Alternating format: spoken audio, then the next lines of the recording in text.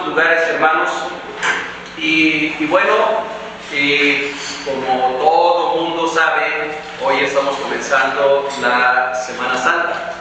Hoy comenzamos a celebrar una serie de eventos que la Iglesia cristiana tiene por lo menos unos 1600, 1700 años de estar celebrando.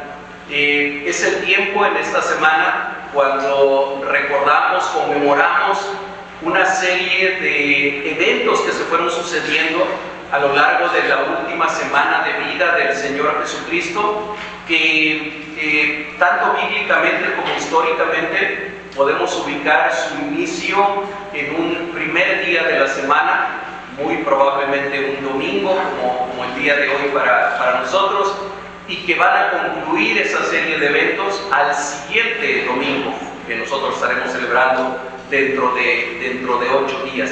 Así que, junto con el cuerpo de Jesucristo, junto con la Iglesia de Jesucristo alrededor de todo el mundo, nosotros queremos también ensalzar su nombre e ir a la Escritura para ver toda esa riqueza que tiene de enseñanza para nosotros en lo que ocurrió en estos días. Déjenme decirles, y lo digo en serio, no voy a usar una hipérbole ni voy a querer exagerar. Yo creo que para hablar de los eventos que ocurrieron en la Semana Santa, es decir, de los que ocurrieron de lo que nosotros conocemos como domingo de entrada triunfal a Jerusalén y lo que ocurrió el siguiente domingo, el domingo de resurrección, de veras necesitaríamos varios años para predicar de eso.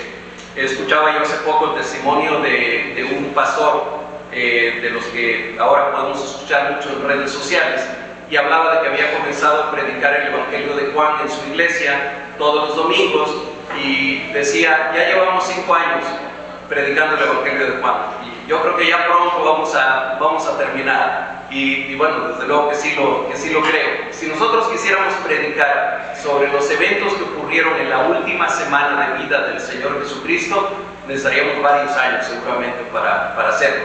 Así que vamos a tratar de que en esta semana, desde hoy, lunes, martes, miércoles, jueves, viernes y el siguiente domingo, tratemos de encontrar algo que sea un poquitito de toda esa riqueza bíblica, teológica que existen en estos pasajes. Así que bien, vamos a comenzar hablando de lo que ocurrió este día, que yo no sé ustedes cómo lo conozcan, pero a veces les decimos domingo de entrada triunfal a Jerusalén, nada más que suena muy largo. A veces hablamos de domingo de Ramos, o de domingo de Palmas, o de domingo de Ramas. Eso no lo he escuchado mucho, pero creo que sería un nombre más apropiado, de acuerdo a lo que dice la Escritura, de Ramas, sería a lo mejor más apropiado. Ok, podemos decirle de cualquiera de esas maneras. Lo importante es qué ocurrió, qué evento ocurre ese día y que nosotros recordamos el día de hoy. Fíjense que Marcos, o Juan Marcos, que era el nombre completo del escritor de este evangelio, nos comienza a hablar de que Jesús se dirige a Jerusalén, comienza a caminar ya a Jerusalén con sus discípulos, y él en el camino comienza a prepararlos para lo que iba a ocurrir ahí en Jerusalén. El Señor Jesucristo es un Padre amoroso, aparte de muchas otras cosas que Él es. Él amaba a aquellos hombres, amaba a aquellas mujeres, amaba a ese grupo de discípulos, sabía lo que iban a sufrir en los siguientes días, y Él está tratando de prepararlos, está tratando de que su corazón se prepare. Si ustedes leen un poquito atrás de donde leímos hace un momento, en Marcos capítulo 10, de los versículos 32 al 34, me voy a permitir leerlos porque tienen mucho que ver con el tema de la predicación.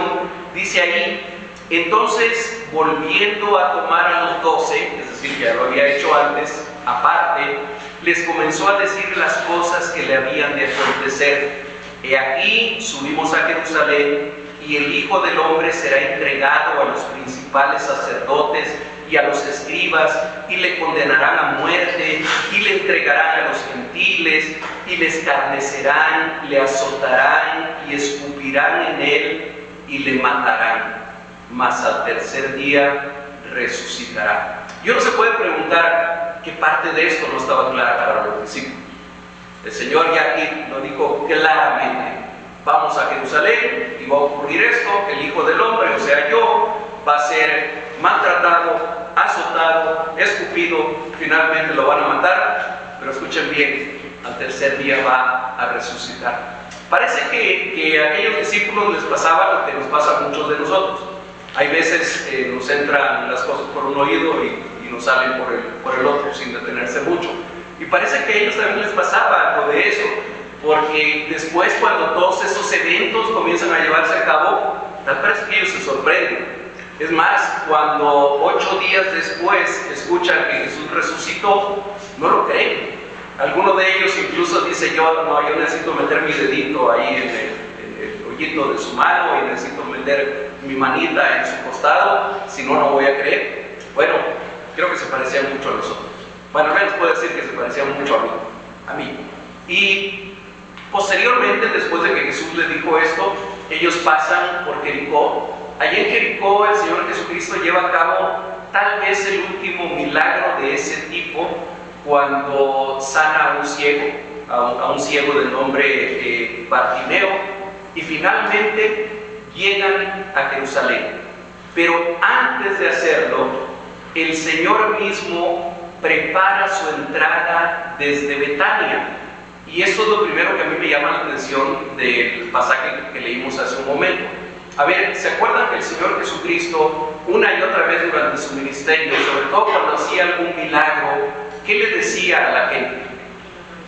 Que no lo dijeran, ¿verdad? Algunos los mandó con el sacerdote para que hicieran todo el rito de purificación porque eran leprosos, pero les decía que no lo dijeran a los demás. Es más, en una narración que está en el Evangelio de Juan, capítulo 6, versículo 5, después de que el Señor alimenta a 5,000, después de que el Señor multiplica los panes y los peces, les dice específicamente, o dice el Evangelio de Juan específicamente: pero entendiendo Jesús que iban a venir para apoderarse de él y hacerle rey, volvió a retirarse al monte él solo. Y vemos esto como un patrón en el ministerio de Jesús. Él se retiraba al monte, buscaba la soledad, buscaba estar orando, no buscaba la fama, no buscaba ser reconocido.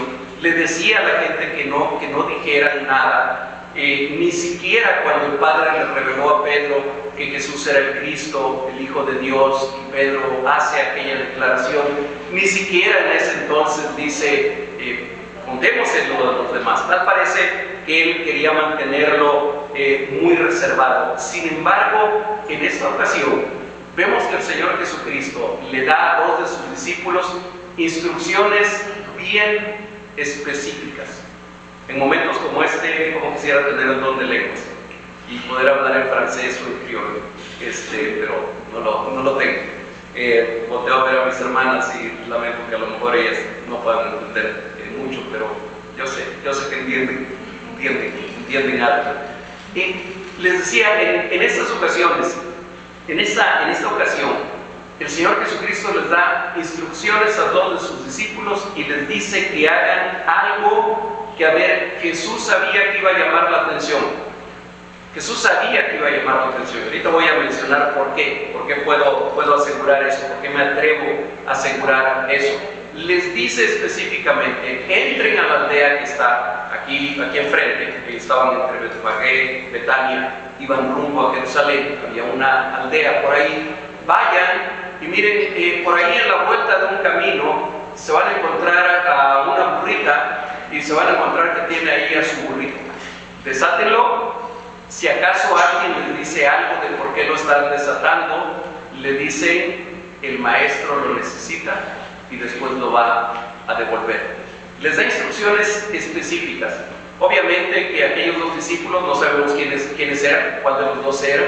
Van, hacen lo que el Señor les dice. Efectivamente alguien les pregunta por ahí qué están haciendo y ellos repiten lo que el maestro les había dicho: el maestro lo necesita. Y ya no sabemos qué habrá respondido aquel hombre o aquella mujer, pero les dicen: adelante, llévense el burrito. ¿Y por qué un burrito? ¿Por qué específicamente el Señor Jesucristo tenía que entrar a Jerusalén montado en un burrito? ¿Qué significa eso? ¿Qué significado teológico o qué significado práctico puede tener para nosotros el que Jesús haya hecho esto? Bueno, aquí hay tres cosas que yo quisiera resaltar en cuanto a este detalle de que el Señor Jesucristo entra montado en un burrito. El primero, yo no sé si aquí alguno de mis hermanos varones que están presentes, alguno que haya crecido más en el campo, más que yo, esté familiarizado con lo que representa montar algún animal de los que se montan, burro, caballo, mula, montarlo por primera vez.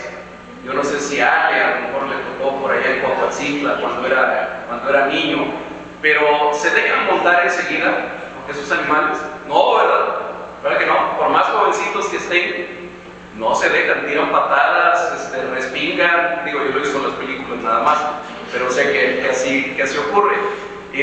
No se dejan. Es más, hay gente que son domadores, ¿verdad? Y que ya saben cómo hacerle y cómo domar a esos animales. Bueno, el primer punto que yo quisiera resaltar aquí es que eso no pasó con aquel pollino. Eso no pasó. Pollino es una forma rara de decirle a un burrito. Pollino es un animal pequeño de cualquier especie. Pero aquel era un burrito. Y parece, lo primero que llama la atención es que el Señor Jesucristo no tuvo ninguna dificultad para montarlo, a pesar de que nadie lo había montado.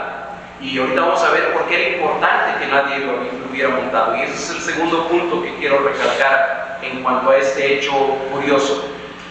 Fíjense que los animales que estaban destinados al servicio o sacrificio a Dios, de acuerdo con la Escritura, de acuerdo sobre todo con el libro de Levítico, no debían de haber sido usados para ningún otro fin. Por ejemplo, los carneros, los becerros que iban a ser utilizados en el templo debían de ser de un año, no deberían de tener ningún defecto, no deberían faltarles nada, no deberían de tener ninguna mancha, deberían de ser perfectos, pero además no tenían que haberlos usado para el fin que normalmente uno usa los animales. ¿Cuál es el espíritu de la ley en este sentido? Es que aquellos animales estaban consagrados para Dios, y la consagración incluía el que no fueran usados para ninguna otra cosa, que no fueran usados para ningún otro fin.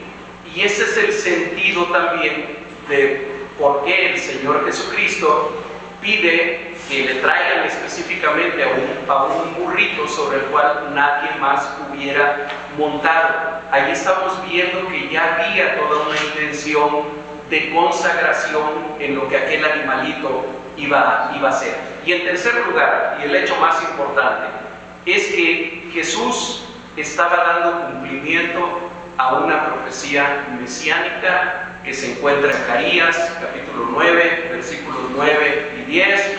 Yo creo que todos ustedes están familiarizados con esa profecía, pero valdría la pena sino que la anotaran y que lo relacionaran con el evento que estamos recordando el día de hoy. Perdón, Zacarías capítulo 9, versículos 9 y 10. Me voy a permitir leerlo. Dice: alégrate mucho, hija de Sión, da voces de júbilo, hija de Jerusalén. He aquí, tu rey vendrá a ti, justo y salvador, humilde y cabalgando sobre un asno, sobre un pollino, hijo de asna. Y de Efraín destruiré los carros y los caballos de Jerusalén, y los arcos de guerra serán quebrantados, y hablará de paz a las naciones, y su señorío será de mar a mar, y desde el río hasta los fines de la tierra. Hermanos, cuando los fariseos, los saduceos, los principales sacerdotes y todos los demás que vieron entrar al Señor Jesucristo a Jerusalén montado en un pollino, cuando vieron eso, ¿ustedes creen que no pensaron en Zacarías capítulo 9? Sí. Por supuesto que lo pensaron. ¿Sí? Estamos viendo una serie, a algunos les gusta, a otros no, que se llama The Chosen, o Los Elegidos, así se llama la serie. Acabamos de ver el inicio de la 5ª temporada. Y bueno, sale precisamente esa escena. Cuando el Señor Jesucristo viene entrando. Esto que le estoy diciendo no es bíblico para nada. Le estoy hablando de una película, y las películas tienen que dramatizar algunas cosas.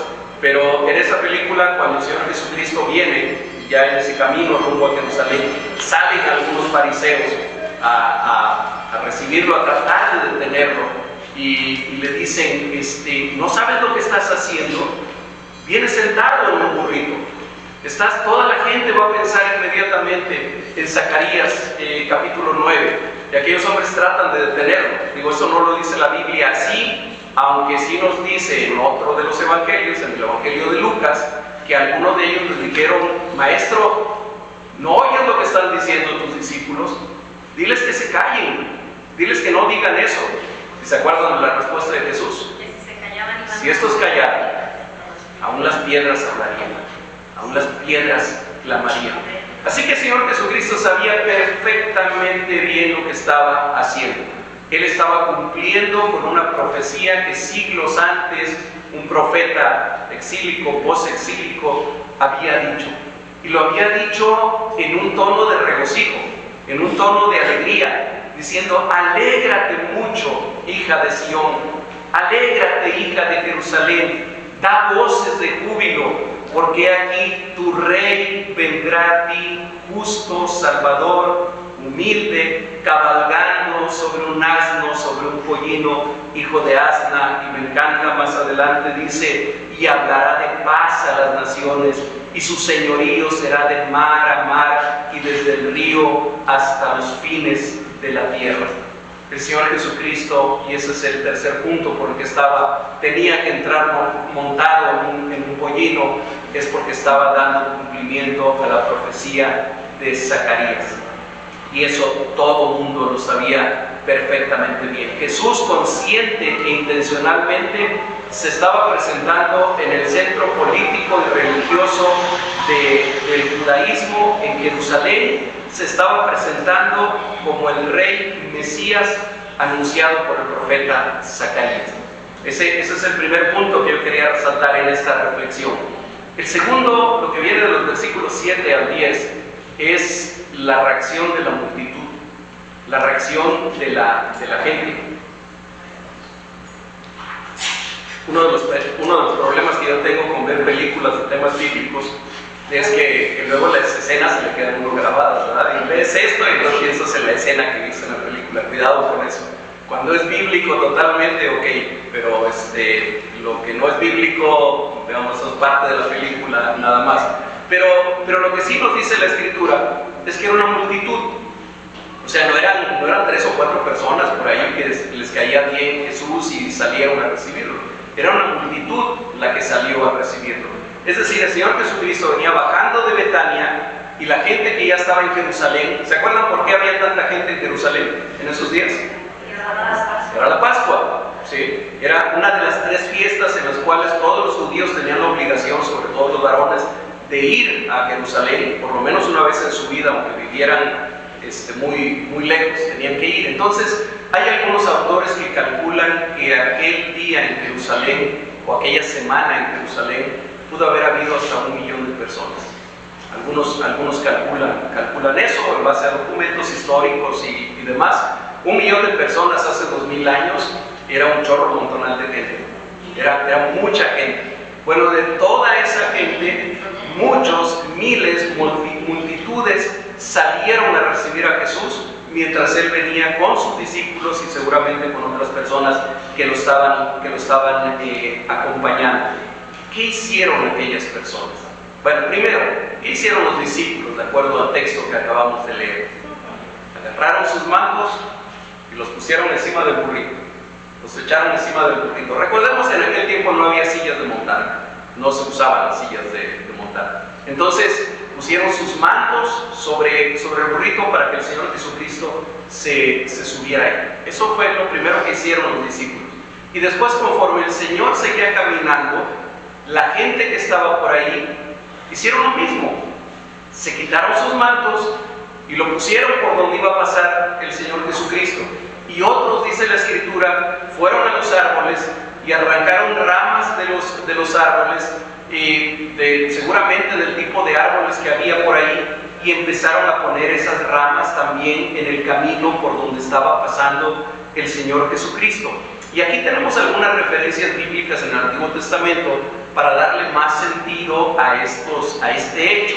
Fíjense que el poner primero, déjenme decirles, el manto, que nosotros lo entenderíamos más como capa, usaban la túnica, y luego encima de la túnica se ponían un manto, algo así que les quedaba como capa, que a veces servía para abrigarse un poco, pero que también era una indumentaria, era parte de su vestimenta, y entre más importante la persona, más vistoso el manto que usaba. El manto se consideraba como una señal de autoridad, como una señal de poder también en ciertos ámbitos. Podemos encontrar en 2 de Reyes, capítulo 9, versículo 13, si quieren luego lo buscan, 2 de Reyes 9, 13, una escena en la cual Jehú, quien iba a ser coronado rey, es nombrado rey por parte de las tribus de Israel. Y dice ahí en 2 de Reyes 9, 13, entonces cada uno, había príncipes ahí con él de otras tribus, dice, cada uno tomó apresuradamente su manto y lo puso debajo de Jehú en un trono alto, y tocaron corneta y dijeron, Jehú es rey. Es 2 de Reyes 9, 13. No es el único pasaje, lo encontramos también en otras partes del Antiguo Testamento, como esto de poner tu manto para que se sentara, era para que se sentara el rey. Ahora, para que pasara encima de él, pues era así como la alfombra roja, ¿no? Que se usa en algunas ceremonias. Era poner de alguna manera la autoridad que tú tenías o el poder que tú pudieras tener a los pies de aquel a quien estás reconociendo como rey. Es decir, no es nada más que se les ocurrió así de repente. Aquellas personas sabían también por qué estaban poniendo sus mantos para que pasara el Señor Jesucristo. Había otra vez una intención, había un reconocimiento que aquel hombre lo identificaban como el rey de Israel, como el Mesías que tanto anhelaban y que tanto esperaban. Saben, hermanos, que los judíos en ese tiempo anhelaban ser liberados de los romanos. Los romanos conquistaron Judea en el año 63 antes de Cristo. Es decir, para aquel año, que es alrededor del año 30, ya llevaban como cerca de muchos años, de estar como sometidos por el Imperio Romano. Si algo anhelaban todos los judíos en ese tiempo, era que el Mesías viniera, que el Mesías apareciera finalmente, porque ellos esperaban un Mesías davídico, un Mesías guerrero, un Mesías que iba a venir a liberarlos del yugo de los romanos. Y entonces ellos con gusto estaban recibiendo a aquel Jesús de Nazaret, a quien habían conocido y reconocido ya como una autoridad y como alguien que había sido enviado del cielo por las cosas que hacía. Lo reconocían como ese rey Mesías. Pero ¿por qué las ramas o los ramos o las palmas? Bueno, si vamos a Levítico capítulo 23, versículo 30, vamos a encontrar, solamente para darles el contexto, que ahí Levítico está hablando de otra de las fiestas importantes para los judíos, el Sukkot, o la fiesta también de las enramadas, también así lo conocen. Y en Levítico capítulo 23, versículo 40, dice, hablando de la fiesta del Sukkot, y tomaréis el primer día ramas con fruto de árbol hermoso, ramas de palmeras, ramas de árboles frondosos y sauces de los arroyos, y os regocijaréis delante de Jehová vuestro Dios por 7 días. Esas ramas o esas palmas, que es el motivo por el que hoy quisimos adornar un poquito aquí la casa del Señor, poniendo algunas ramas ahí, eran un motivo de regocijo, era una señal o un símbolo de regocijo, de alegría. Al menos en el Sukkot específicamente lo está diciendo, y os regocijaréis, cortarán ramas de palmeras, ramas de árboles frondosos, de sauces de los arroyos, ramas con fruto de árbol hermoso, y os regocijaréis delante de Jehová vuestro Dios. Pero ¿qué creen? A mí me encanta más lo que dice Apocalipsis, porque Apocalipsis habla de aquel día en que nos vamos a estar regocijando con el Señor. Y en el capítulo 7, versículos 9 y 10, parte de la visión de Juan en aquella visión celestial, en aquella adoración celestial, dice así: después de esto miré, y he aquí una gran multitud, la cual nadie podía contar, de todas las naciones, tribus y pueblos y lenguas, que estaban delante del trono y en la presencia del Cordero, vestidos de ropas blancas, y fíjense lo que dice después, y con palmas en las manos, y clamaban a gran voz diciendo: la salvación pertenece a nuestro Dios, que está sentado en el trono y al Cordero. ¿Y qué tenían en sus manos? Tenían palmas para adorar a Dios y para adorar al Cordero. Y entonces encontramos que este simbolismo del domingo de entrada triunfal a Jerusalén tiene muchísimo que ver con todo el simbolismo que hay en la Escritura. Por un lado, los mantos simbolizando la autoridad puesta delante del Señor. Por otro lado, las palmas o los ramos manifestando regocijo, manifestando alegría por lo que Zacarías había dicho: alégrate, hija de Sión, porque finalmente tu rey ya está aquí, manso, humilde, hablando de paz. Pero aquello no era hecho en silencio.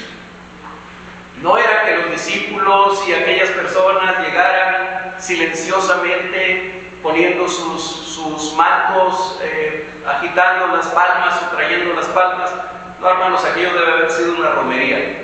Aquello era una fiesta verdaderamente en ese momento. Era una fiesta espiritual. Ellos habían venido a celebrar el Pesaj, a celebrar la Pascua, a celebrar la liberación de Israel. Y se encuentran, o a recordar la liberación de Israel en Egipto, y se encuentran con que el Mesías está entrando a Jerusalén en ese momento.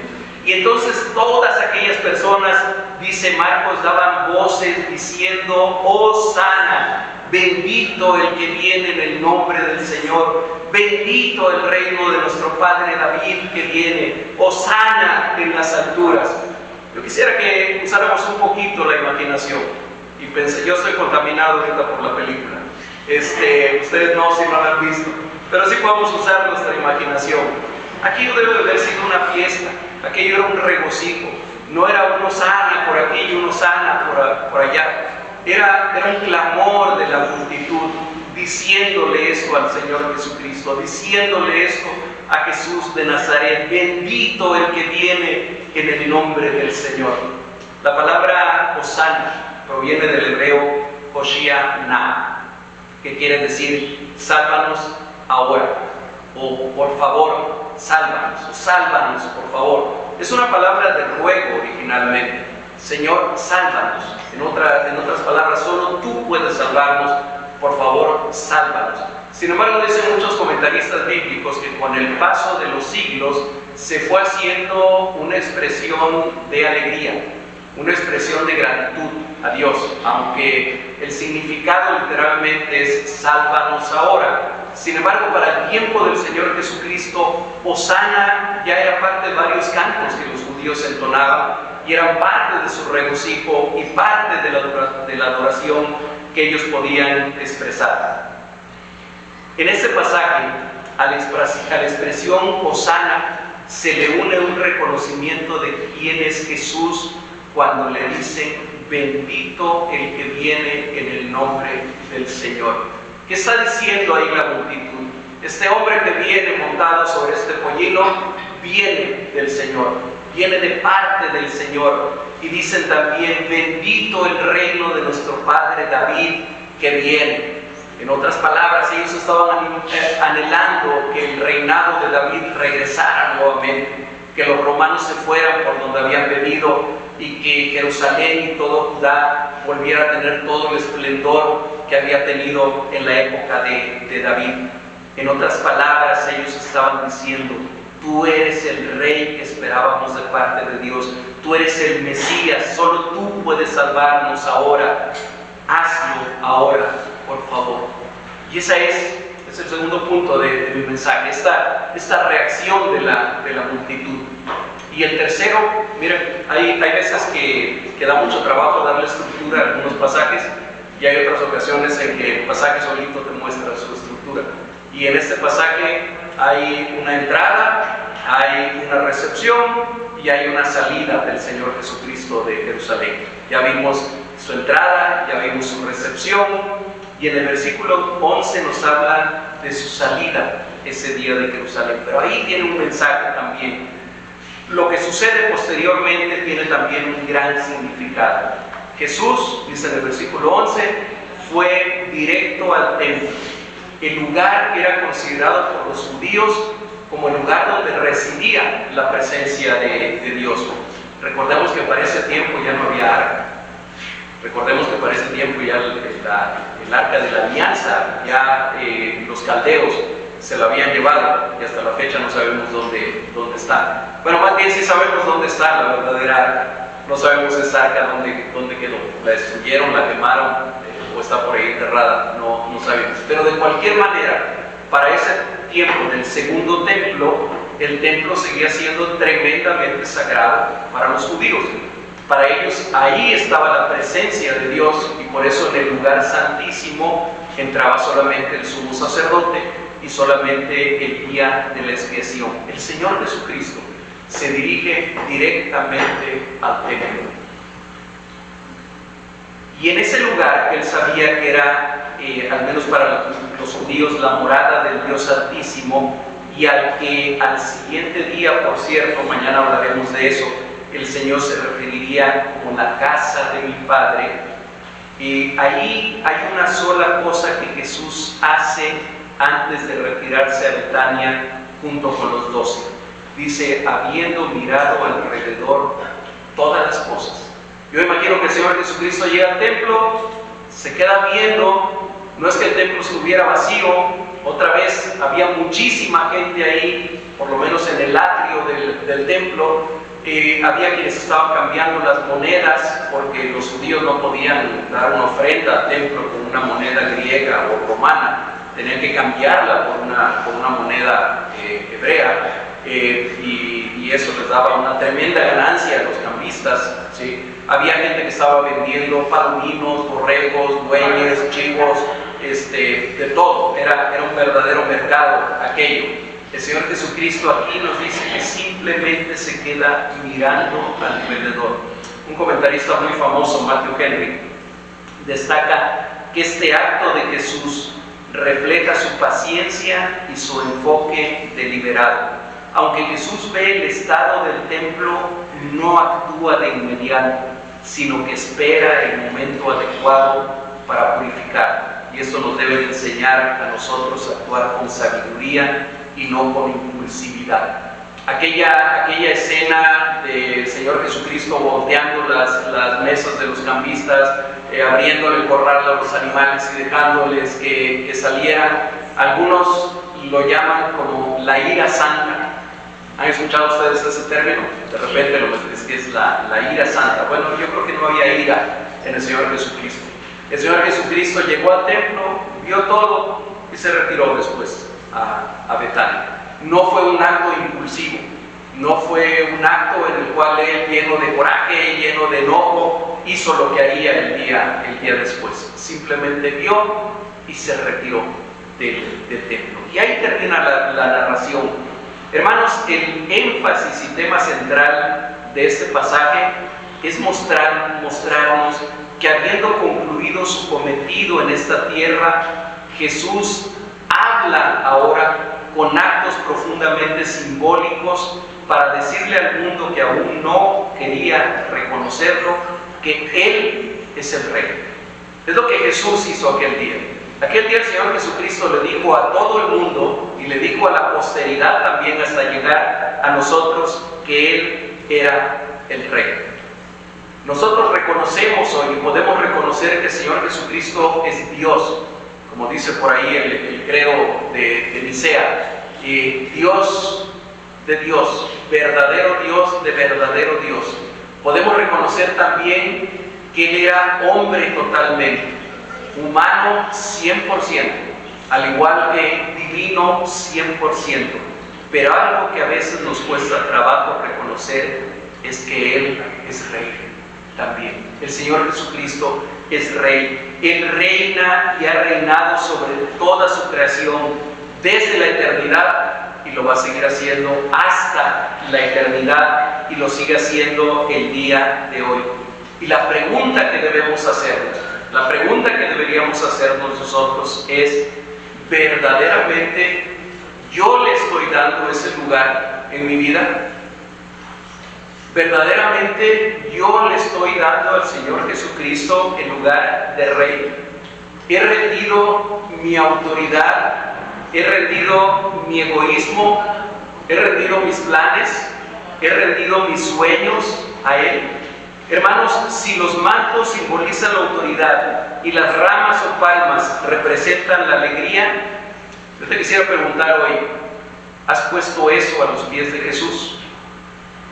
Si tú sientes que tienes alguna autoridad en ti, o si tú sientes que tienes algunos derechos en ti que son intocables, que nadie los puede tocar, ¿estás dispuesto a poner eso a los pies del Señor Jesucristo? En reconocimiento de que Él y no tú es quien gobierna las cosas, quien gobierna el mundo, quien gobierna la vida, quien gobierna tu propia vida. Es Él y no eres tú. ¿Estamos verdaderamente dispuestos a poner todo lo que somos o todo lo que consideramos valioso a los pies del Señor Jesucristo, incluyendo nuestra alegría, incluyendo nuestro regocijo? Hermanos, el día de hoy, este domingo de Semana Santa que celebramos, es un domingo de regocijo, es un domingo de alegría. Déjenme decirles, no tanto como el próximo domingo. El próximo domingo debe ser mucho más de alegría, porque estamos recordando que el Señor Jesucristo, como dice aquí, lo pusimos con letras grandes para que todos lo veamos, resucitó. Pero este domingo es un domingo de regocijo. Hay cosas en esta vida que nos causan alegría y que nos causan una alegría legítima. Hermano, ¿qué es lo que más te causa alegría a ti? No voy a hacer una encuesta ahorita, pero yo quiero que lo pienses por un momento. ¿Qué es lo que más te causa alegría en la vida?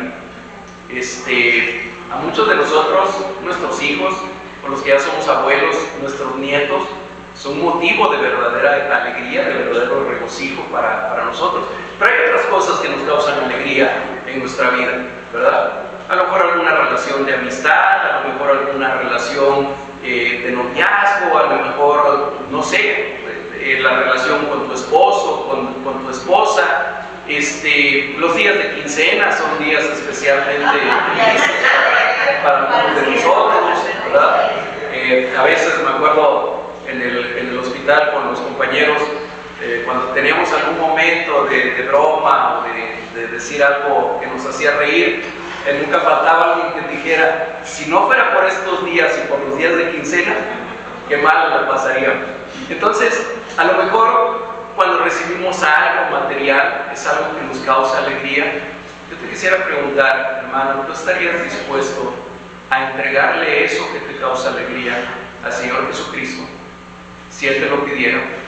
Yo no estoy ni siquiera queriendo insinuar que el Señor Jesucristo quiere quitarnos lo que nos da alegría, para nada. Él quiere que nosotros estemos bien, que estemos gozosos.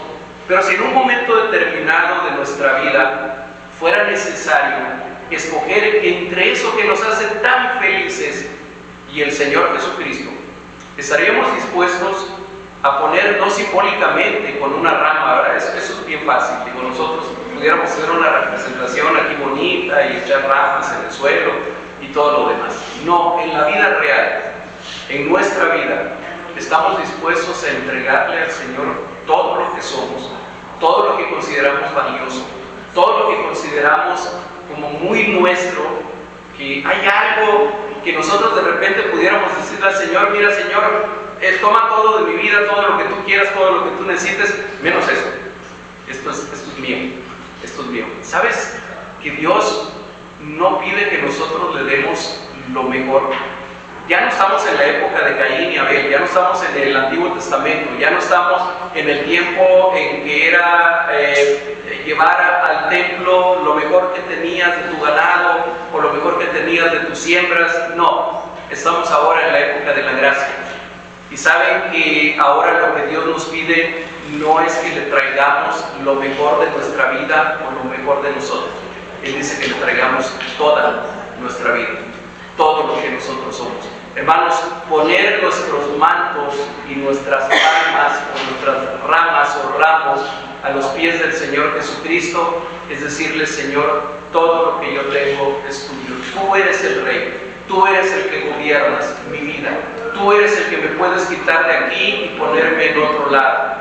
Tú eres el que puedes trastornar, si tú quieres, mi existencia, porque finalmente es tuya y yo me siento gozoso y yo me siento alegre de que eso sea así, porque a veces yo no sé cómo manejar mi vida.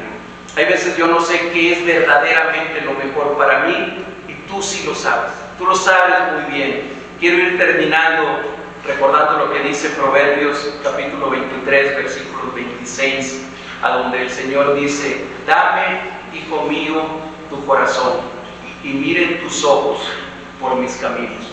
Hermanos, Él quiere que, al igual que aquella multitud de Jerusalén, nosotros también le reconozcamos y lo recibamos no solamente como nuestro Salvador, sino también como nuestro Rey. Yo sé que es más fácil reconocer a Jesús como Salvador, porque es algo que a mí me ha beneficiado tremendamente. Yo iba camino al infierno y el Señor me sacó de ahí, me sacó de las tinieblas y me trajo a su luz admirable. Amén, y Él es mi Salvador. Y yo glorifico a Dios por eso, y lo puedo reconocer como mi Salvador. Pero cómo resuenan aquellas palabras del Señor Jesucristo cuando le dice a parte de la multitud que lo escuchaba: ¿por qué me dicen Señor, Señor, y no hacen lo que yo les digo? Y es cuando nosotros no podemos reconocer a Jesús como Señor y como Rey, que a nosotros nos da trabajo hacer lo que Él dijo. Escuchaba yo hace poquito a R.C. Sproul, y él, haciendo referencia a algún otro pasaje, decía él: uno de los pasajes más terribles que yo puedo leer en la Escritura, dice, que a mí más me estruja en el corazón, es cuando el Señor Jesucristo dice: en aquel día muchos me dirán: Señor, Señor, ¿no en tu nombre echamos fuera demonios? ¿No en tu nombre hicimos un montón de milagros? ¿No en tu nombre hicimos esto, hicimos aquello? Y dice: y yo les diré: apártense de mí, hacedores de maldad, nunca los conocí. Es decir, aunque a lo mejor podían decirle Señor de labios, no conocían al Señor, y el Señor no los conocía. R.C. Sproul dice, es uno de los pasajes más terribles que yo he leído en la Biblia, y verdaderamente debe de ser así.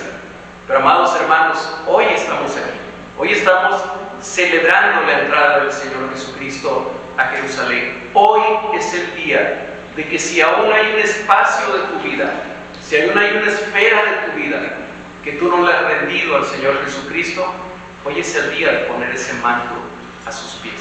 Hoy es el día de decirle: Señor, aquí estoy con todo lo que soy y con todo lo que tengo. Todo lo que soy y todo lo que tengo es tuyo, porque tú no solamente eres mi Salvador, eres mi Rey, eres mi Señor. Oremos, hermanos. Padre, gracias Dios por esta palabra tuya. Gracias, Señor Jesucristo, por todo lo que tú hiciste para nosotros, sin que nosotros hayamos hecho absolutamente nada para merecerlo. Gracias por la salvación que tú nos has dado. Gracias, Señor, por habernos rescatado de las tinieblas. Gracias por habernos traído a tu luz admirable. Gracias, Señor Jesucristo, porque lo que recordamos esta semana, en esta semana que estamos comenzando el día de hoy, sabemos que ha dividido la historia de todo el mundo en un antes y en un después. Y anhelamos que ocurra lo mismo con nuestra vida. Que también, Señor, el día de hoy para muchos sea ese día en que su vida, en que su historia quede dividida en un antes y en un después. Señor, muchos de nosotros podemos reconocerte sin dificultad como nuestro Salvador. Podemos reconocer sin dificultad que tú eres aquel que vino a salvar nuestra vida del pecado, de la muerte eterna. Señor, pero a veces, ¿cuánto batallamos para poder reconocer que tú eres el Señor, que tú eres el Rey, que tú eres el que gobierna, que tú eres el que manda en nuestras vidas? Y hoy queremos decirte, como lo hizo aquella multitud en Jerusalén hace 2000 años, Queremos decir, bendito el que viene en el nombre del Señor. Queremos elevar, Señor, nuestras voces y nuestros corazones y decir, Hosana, bendito el que trae salvación y bendito el que reina también. Señor, que tú seas el rey de nuestra vida, que tú gobiernes cada aspecto de nuestra vida. Y si hay partes, Señor, en nuestro corazón, en nuestra mente, en nuestra existencia, que nos resistimos, Señor, a dejarla a tus pies, que hoy tú rompas esa resistencia, que tú hoy ablandes nuestro corazón de piedra, que tú hoy, Señor, nos des el entendimiento para reconocer completamente que tú eres el Rey de Reyes y eres el Señor de Señores. Gracias, gracias Jesús. En tu nombre precioso oramos. Amén. Amén.